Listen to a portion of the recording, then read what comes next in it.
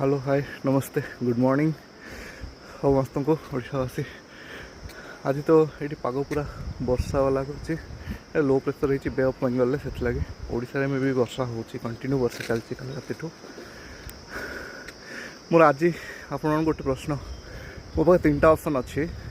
मैं YouTube Insta Facebook 3टारे मे बी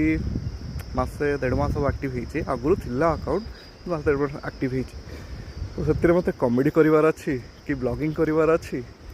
कि निज भयस किसी नुआ थीम करार अच्छी 3टा ऑप्शन भर कौटा कले भल चलो